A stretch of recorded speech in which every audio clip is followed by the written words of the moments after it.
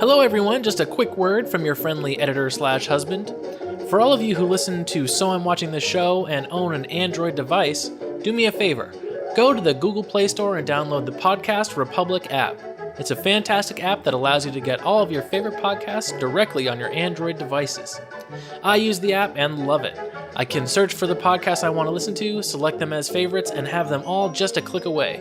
Make sure you set So I'm Watching the Show as a favorite so you don't miss any new episodes. Again, the app is Podcast Republic, available on your Android device. Thanks!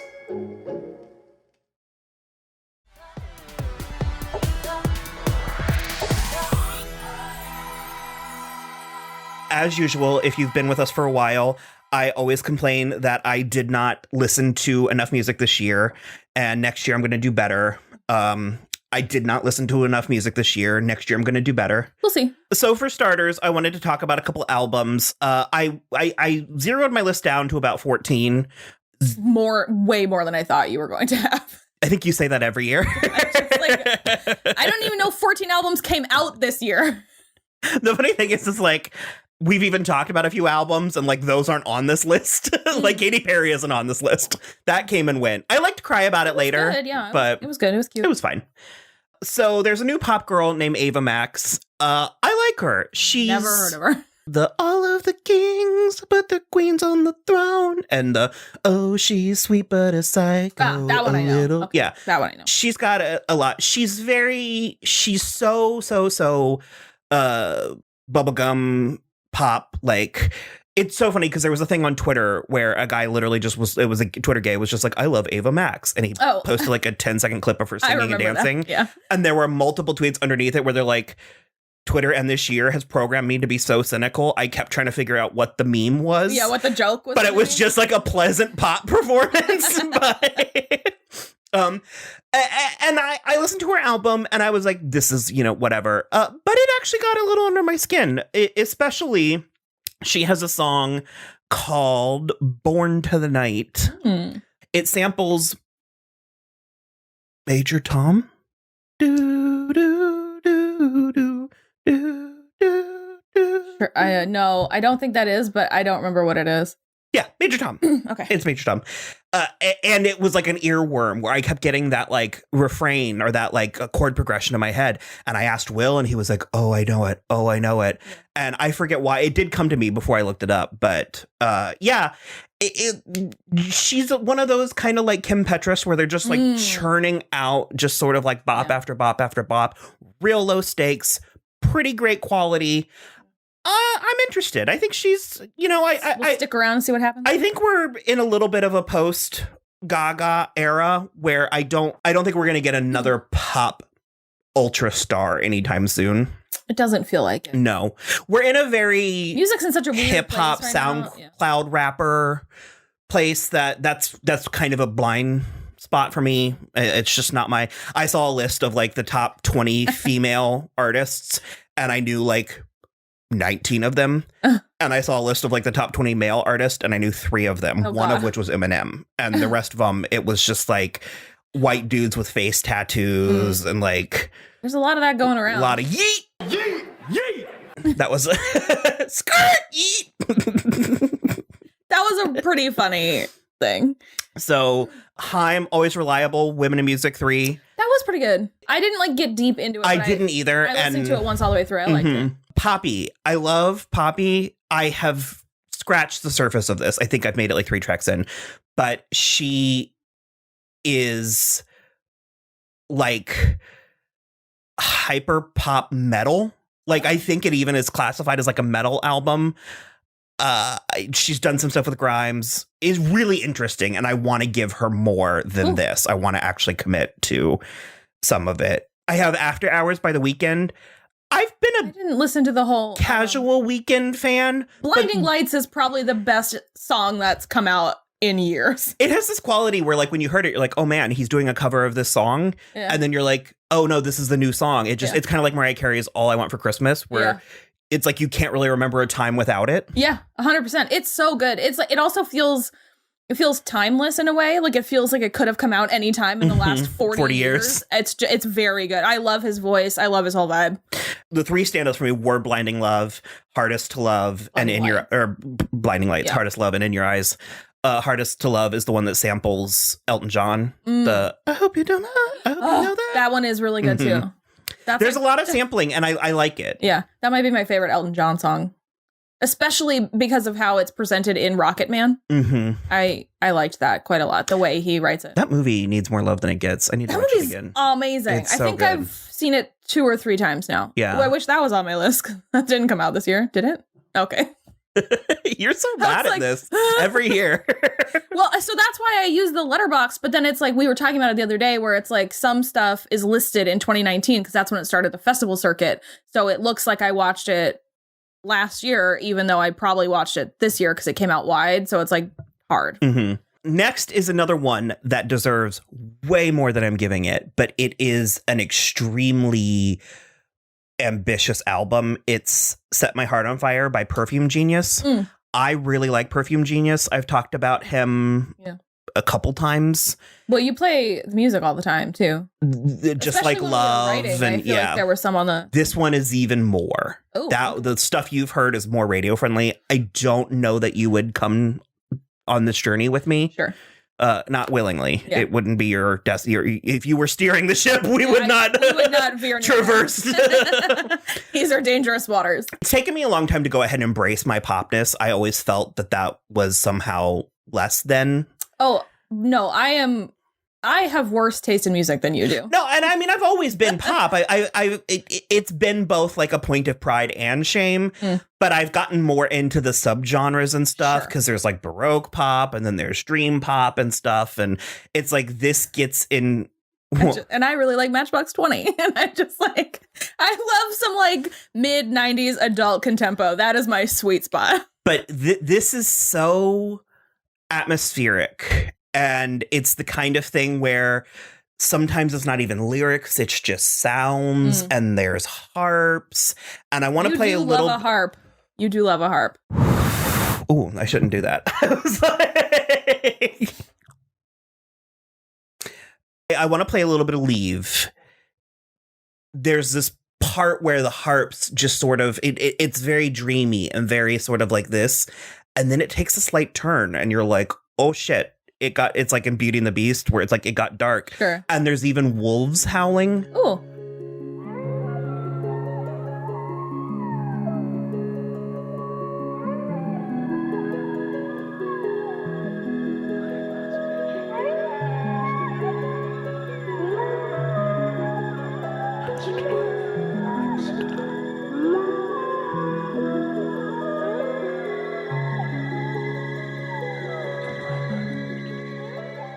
It's just very, you've fallen asleep in a forest on Midsummer.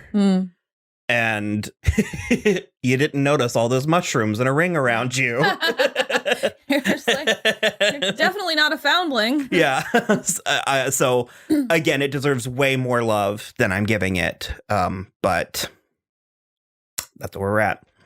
Another one, I even ranked it and I haven't listened to it because I didn't realize it existed until last night. But Fave, Stan, we love, apparently, Ali X, released an album that just went right over us. So I need to catch up with that one.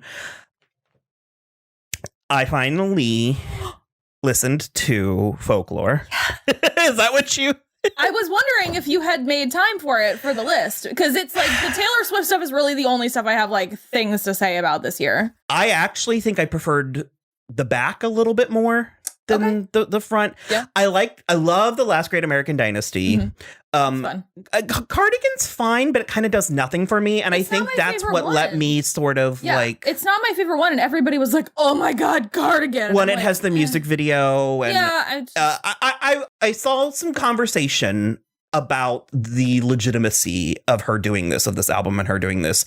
And kind of a favorite of mine, Anthony Fantano, he's on YouTube. He does music reviews and stuff. He's way more legit than I like his tastes. He likes real music. But he's very open and understanding to music. And basically the allegations are that Taylor Swift is cosplaying as an indie artist. And he kind of was like, a little, but also, what can you do? And that's going to happen regardless. And for me, the biggest thing why I don't get annoyed at her going down this path is I think it's too close to where she started. Folksy indie music is too Folk close music to country music that I Also- feel like it's not that big of a departure. It's more of a maturity thing. I think that's also a dick thing to say. Cosplaying as an indie, it's like, no, she's not cosplaying as something she's not. She's just, like you said, evolving and becoming more mature in It's her a power dynamic. It's musical because she's the styling. single most powerful person in the music industry, and to come in during a time of pandemic, and so because the indie artists are the ones that Struggling. it's taking a lot of politics into art, and I get it. I absolutely get but it. I think it's putting a lot of politics where it's not. It doesn't belong. It should. It's like you're thrusting politics on her that she's not participating in, which is Sure. like what's happened to her entire career. But kind of his point, and I agree with it, is that happens regardless, and at the very least, she's good at it. Yeah. So it sort of, and like I said, for me, I was always like, her roots are already sort of here anyways. If anything, I think she was cosplaying pop star. Yes. I would agree with that more. Especially Reputation. That was pretend, if you ask me. So I also will say I watched the folklore thing on Disney Plus. you did. And it was so good and so interesting. And it was the type of thing where it's like, I don't know that we've gotten, except for Miss Americana, which I still haven't watched, but I don't know that we've gotten a glimpse into her like that was, because it was her and what's the guy? Bon Iver. No. What's the guy from Bleachers? Jack Antonoff. Jack Antonoff, and then Aaron Dessner from The National. And it was the three of them. Bon Iver is only on the one song on each album. So he's in it, but they don't talk about it. It's like Aaron Dessner and Jack Antonoff are the ones that wrote it and produced it with her. And they the three of them just did it kind of in one go almost. And listening to these men who are like top of the game in their field, like their style of music, listening to them be so deferential to her is one of the coolest things I've ever seen, because it obviously is her album, but they just were like almost gushing over how it was like, I also read this Rolling Stone thing with Aaron Dessner, and he was like, yeah, she just like, we got a little drunk on wine doing the Disney Plus thing, and we all went to bed, and she apparently stayed up, and the next morning she had a new song and was like, what do you think about this? And I'm just like, well, and we're at that stage now where it's like love her or leave her. It is indisputable. yeah. Her impact, and she certainly is a great talent. And at this point, I mean, what does she have, like, subjectively one lousy album? You know what I mean? Yeah, subjectively too. It's like some people love really it. like Reputation, but what's so fascinating to me is like, I don't know. I couldn't name. I'm bad at music anyway, but I couldn't name right off another artist who had 3 excellent albums in a row like she just did. They're But it's there. like, but within 18 months, she put out That's the other 3 thing. Yeah, incredible albums. And I'm just like, there's like maybe 5 songs total out of like 45 that I don't really love. And it's just wild. This is actually what drove me to it, is this came up in my Discover Weekly, and I didn't even recognize her. Okay. And it's Epiphany. Ooh, that's a good one. Mm-hmm. Only 20 minutes to sleep, but you dream of some epiphany. Just one single glimpse of relief to make some sense of what you've seen.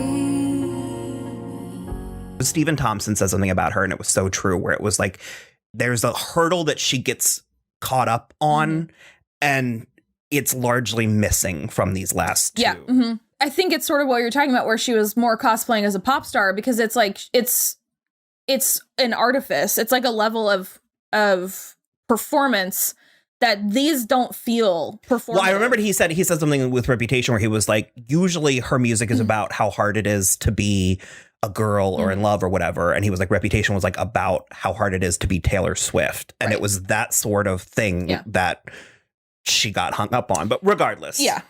I have a double punch there, probably a controversial double punch, in that they actually both really whelmed me. And I am a little bit alone there. People were completely blown away, but it is both Future Nostalgia by Dua Lipa and Disco by Kylie. Okay, sure. I think that they're fine. I think that they're even potentially great at times, but they weren't giving me what I needed when I needed it. Sure. And I think we went through a little bit of a disco thing like 2 years ago. And so I think it kind of I just want to, it's the type of thing where I wish it would have been even more unapologetically disco. Well, I think Dua succeeded better because I haven't listened to any of the Dua Lipa stuff, but my issue with the Kylie, speaking of cosplaying, is for me, it did sort of feel like Kylie was like, I'm going to make a disco album in a way that's like, well, you already are that. Because it was honestly like the least disco-y thing she's ever done almost. But because it was by the books, it was very sort of like in a weird way. For me, at least, it felt like she was lowering herself to something interesting versus elevating it, which is what I think, because the clear stand, and they're all fine. They're good songs. I wasn't offended by one of them. I wasn't offended. Supernova grew on me. But for like Disco Down from Light Years, or Light Years for that matter, from Light Years, I think are infinitely better. And we'll get to my second note in a minute. Dua Lipa released, I don't know, Levitating 63 times this year. Each time, I liked the one with Missy Elliott, Madonna. I don't really care for the DaBaby remix, but I mean, get it, girl. Dua and Kylie did a song together. Dua and Miley did a song together. Yeah. She's having a great year. I'm happy for you. Yeah, I'm not mad about it. I don't have a lot to say about this one at all, other than I wanted to just note it. I wanted to talk about it. But Charlie XCX kind of released, certainly in a mainstream capacity, the first Quarantine album. She did it pretty much by herself in quarantine in the span of 3 weeks. It feels like that for both better and worse. Okay. Like it doesn't feel overthought, but it also doesn't feel thought. For me, at least, it was the epitome of finding an artist you really like, finding a sketchbook. Okay. Where there's like a lot of really great material in here that isn't necessarily refined or polished. She did C 2.0, which I like. It's a song called Click, and they did like a 2.0. It was cool. An artist that I actually really love, Annie. I stumbled upon one of her albums back in 2005 when I was working at the salon, and Rolling Stone gave it like a 5 out of 5. And it was like, basically it was like, now this is what pop music should be. And at the time, of course, I was standing the hell out of Britney Spears and Pussycat Dolls and all that. And so I was like, let me see what real pop music is. I was really judgy about it. I bought it. I was like, this is whatever. It didn't leave my car CD player, though. And like after a while, I was like, okay, this is actually really good. She's just interesting. She like kind of like a cicada. Every 6 years, she comes out, releases an album, and then sort of disappears. But it's called Dark Hearts. I really like In Heaven, The Streets Where I Belong, Quarters of Time. She has a song about a mermaid. It's kind of fun. My number 3, I have Ungodly Hour by Chloe and Halle. That song. Yeah. The album, I was like, the album was good for me. It was great. But that song. It's a really good song. There's something about it that I just couldn't, like, the maturity. And they're both like 22 or something. They're very young, and for it to be so mature, and I mean that in the sense of like for their age, for content, for it just was so sexy, and it basically was like, well, that like performance they did at the VMAs or whatever too. It was so good. I think it was BET, one of them where they were the Spice Girls. Oh no, you're thinking the VMA performance, and the chainmail, and like because you were like it goes to a metropolis place. Yes, like, it really does. When you decide you like yourself, holler at me. When you decide you need someone, holler for me. When you don't have to think about it, love me at the ungodly hour. When you decide you like yourself, holler at me. When you decide you need someone, holler for me. When you don't have to think about it, love me at the ungodly hour. Because they did a version, I think it was of Ungodly Hour, where they were dressed up like the Spice Girls. That's Miss Vanjie was in it. Oh my God. It's basically like when you're out and you meet someone and you're really vibing with them. It's a him, let's be honest. And he's just not over his other girlfriend, or he's just not there emotionally or maturely. And so she's like, you know what? You need to work on you. Go do that. And when you're ready, give me a call. I might be waiting. Yeah. Or even it's like, I will be waiting. And there's just something about like, but only at the ungodly hour. It's so upfront about its hookup. I don't know. It blew my socks off. It's very good. Number 1 and number 2 are very neck and neck for me, but my number 2 is Plastic Hearts by Miley Cyrus. Oh yeah, very good. Did you finally get a chance to listen? I did listen to the whole album, and I do like most of it. So fucking good. It's so good. That song you said was about Liam is definitely about Liam. The whole album is about Liam. But that one song. She has a line in that one song where she says something like, if I died tomorrow, would you cry or something? And I was like, oh my God. She's like, until then, you can hate me. Yeah. Even Midnight Sky, I don't need, or I was born to run. I don't belong to anyone. Yeah. Oh, no. I won't be loved by you. And fire in my lungs. Can't fight the devil on my, Yeah. It's very good. It's so, because she has a song, Bad Karma. And I love the lyric because she says, I've always picked a giver because I've always been a taker. That's the level of self-awareness. The entire album. Yeah, it really it's so good. And it's that thing that when Miley was younger, I found her to be so obnoxious. And I mean, I think that's a fair assessment. And frankly, even to this day, she's still kind of obnoxious. A little obnoxious. But it's a side effect from her knowing and understanding completely who she is. I don't think you get raised on achy breaky heart money and don't turn out a little obnoxious. Sure, but I was gonna say there's just so many places she could and should have gone wrong, and she largely, for better or worse, hasn't. The tongue thing was bad. Which she kept doing the tongue thing. She gave a sloppy performance once because they botched her entrance. Well, sure. I didn't like the whole vibe of that album cycle. That was not my vibe. Guess what? She doesn't give a fat flying fuck. It's fine. It's whatever. I'm certainly not going to ask her what color I should dye my hair because she's going to tell me to shave my head. I'm not going to do it. She's a trickster. But yeah, Give Me What I Want has its Nine Inch Nails vibe. Night Crawling, Billy Idol. Bad Karma, Joan Jett. Golden G-String, one of the best albums the best songs on the album. Heart of Glass cover, Zombie cover, Give Me More cover, mashup with Stevie Nicks, Edge of 17. It couldn't be cooler, if you ask me. And then my number 1, I mean, I hate to say it, it feels basic, but it is Chromatica. Oh, yeah. Oh, God, that came out this year. Yeah, no, Chromatica is excellent. It genuinely banged for my buck. Yeah. And I think in time, having spent so much time with the entire thing, because this is the first album in a long time for me that doesn't have a single skip. That's true. I think my favorite is Sign from Above. I think it was a very bold choice to put Elton John on a song, because that could go cheesy. He can go cheesy. I don't think cheesy is his resting state. No. I think he got in the year 2020. I think he got ultra famous on cheesy stuff, and but that's not his. He's sincere more than cheesy generally. And so then I'm just going to call out some of the singles. Honestly, I loved the Vin Diesel song. It was pretty good. Feel Like I Do. It was pretty good. That was the most dystopian. It was on the Kelly Clarkson show. It was on the Kelly Clarkson talk show where they premiered the new Vin Diesel pop song. And they had all of these disembodied heads on giant screens in the audience who were Skyping in. Yeah. And they're all dancing off rhythm to it. And the camera's just panning in this empty theater full of horrible.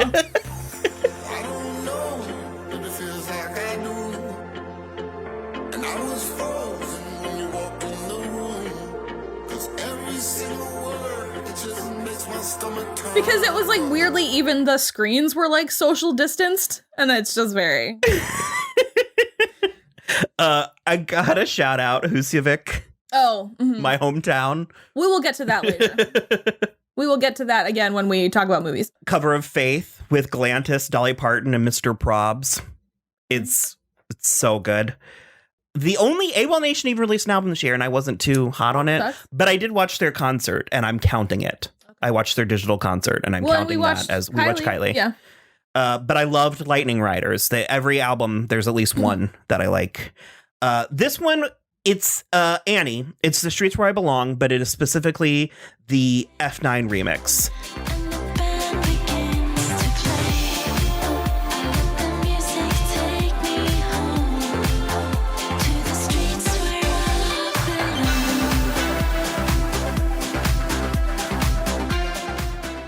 And it gives me a thing that I love from remixes. It's so not where we are with music right now, and I love everything about it. Then I do have Midnight Sky from Miley Cyrus. It's hard sometimes to pick a song from an album that's so good, hence the conversation we just had about Gaga. I think it is the standout on the album, though. And she did such a stellar performance at the VMAs on the disco ball. And oh, God, it was so good. This year, I rediscovered Grace and Chance, the kid that played Paparazzi on the piano on Ellen. And he is 23 now. He is such a cutie. I love his whole vibe. It's a very Troye Sivan thing. He did a song called 21. He has a song called Honeysuckle. Uh-oh. Wink, wink. If you know anything about me. You push them further.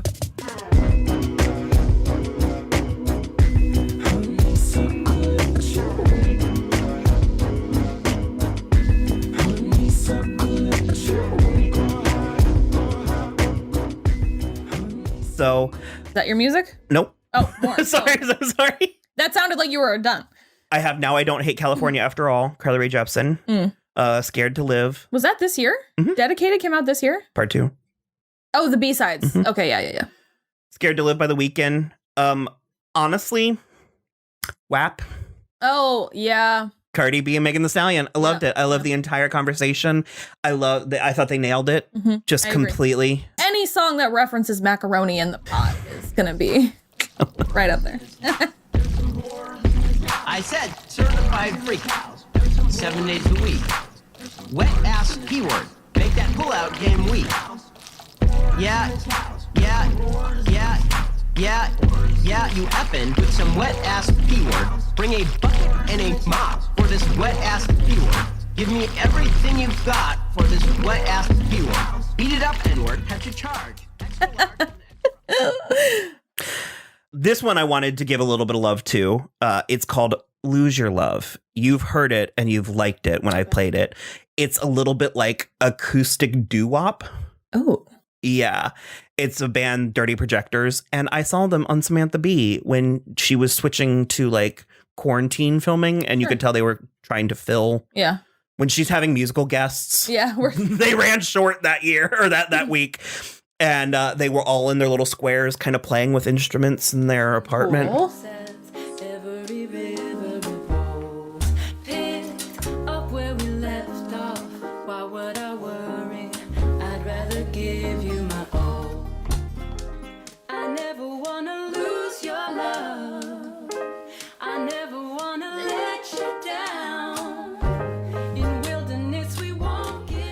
I was really, really all about it. Awesome. Say So, Doja Cat, Ungodly Hour, Chloe and Halle. This is the last one that I want to listen to a little bit of. It's a song called Stunnin' by Curtis Waters and Harm Franklin. I've just heard of like 7 people that you've talked about. And I've never even heard the names of them. I think they're like just dudes. I think it's kind of like a little Nas X thing where they just kind of made a song and then it took off on TikTok. TikTok, we are but on the periphery of it, and I'm trying to get a little bit more into it because now that it's good and hit its prime, yeah, the old people are trying to get into it. It'll be just like when your mom joined Facebook.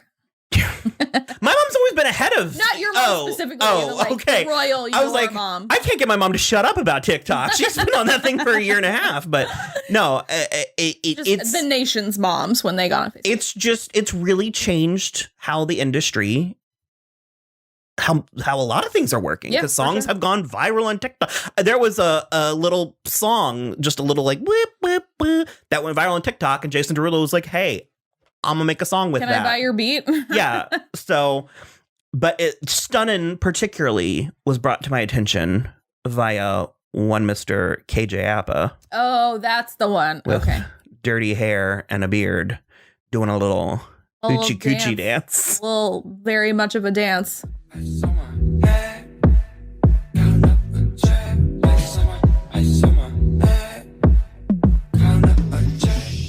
Should I keep doing this? No. And then from there, I have Sunseeker by Naked and Famous. I love Naked and Famous. And what? Like You know Naked Invasion. I'm sure I do know This all is these like- people, but I don't. I told you, I'm gonna go listen to some Matchbox 20 later. Delete Forever, Grimes. We've talked about that one specifically on the show. Easy, Troye Sivan, Casey Musgraves, Mark Very Ronson. We've talked about that one on the show. Yep. We did a and whole then- little thing on the YouTube, so if you want to go to the YouTube, if you're not there. And then tie for first is Say Something, Kylie Minogue, and Rain on Me, Gaga and Ariana. Good call.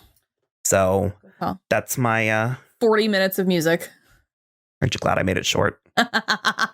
Well, as always, you can follow us on Twitter at So I'm Watching or Instagram at So I'm Watching This Show. We also have a website, soimwatching.com, which links out to everything. And other than that, you can subscribe to us on YouTube. Hit the button right down here. And then just rate, review, and subscribe on iTunes or wherever you listen to podcasts. And that's it for us. Happy New Year. Bye.